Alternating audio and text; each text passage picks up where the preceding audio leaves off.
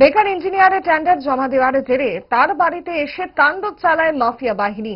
বিলোনিয়া থানায় অভিযোগ দায়ের হলেও গ্রেপ্তার নেই। বিলোনিয়ার মধ্যপাড়ার সৌরভ পালের বাসভবনে গিয়ে হুমকি দিয়ে আসে নিগম মাফিয়ারা। সৌরভের অভিযোগ, বিলোনিয়া মহকুমার নিগম মাফিয়ার মূল মাস্টার মাইন্ড অভিজিৎ দেবনাথ তার বাড়িতে দলবল নিয়ে দিনের বেলায় আক্রমণ করে।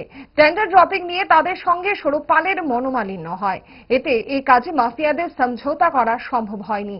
এ বিষয়ে সৌরভ পালের পক্ষ থেকে বিলোনিয়া থানায় একটি লিখিত মামলা দায়ের করা হয়। এ বিষয়ে রাজ্যের মুখ্যমন্ত্রীর দ্বারস্থ হবে বলে জানান সৌরভ পাল। বাড়িতে ছিলাম না, আমার বাড়িতে অনুপস্থিতিতে আমার বাড়িতে ঢুকে। কি নাম? আমার নাম সৌরভ পাল। আমার বাড়িতে ঢুকে, আমি জেনারেলি এমনি ইঞ্জিনিয়ার, সিভিল ইঞ্জিনিয়ার, তো আমি প্রফেশনালি একজন গভর্নমেন্ট কন্ট্রাক্টর, ঠিক আছে। তো আমার এটার উপরেই চলে। তো আমি যখন বাড়িতে ছিলাম না তখন আমার বাড়িতে ঢুকে আমার মাকে নোংরা নোংরা ভাষায় গালাগাল থেকে শুরু করে বাড়ি ঘর ভাঙচুর করার চেষ্টা করে।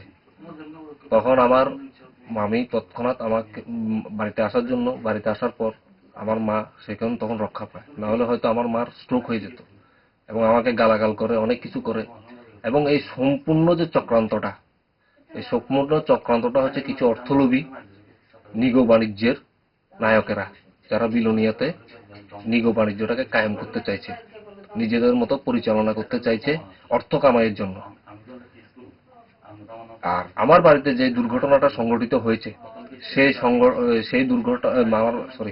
আমার বাড়িতে যে ঘটনাটা সংঘটিত হয়েছে সেই ঘটনার মূল নায়ক হচ্ছে অভিজিৎ দেবনাথ, বাড়ি বাঁশপাড়া কলোনি। আমার কাছে ওর সমস্ত ফুটেজ আছে। সাদা পাঞ্জাবি পরে পালসার বাইকে করে আমার বাড়ির গেটের সামনে এসে সবাইকে ডাইরেকশন দিয়েছে, যে ও দিয়েছে। সে সব প্রমাণপত্র আমার কাছে আছে, সব প্রমাণপত্র আমি মোবাইলে রেখেছি।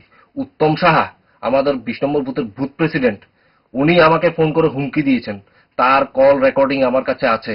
আমি ওদের নামে মামলা করেছি, সামনের দিনেও করব।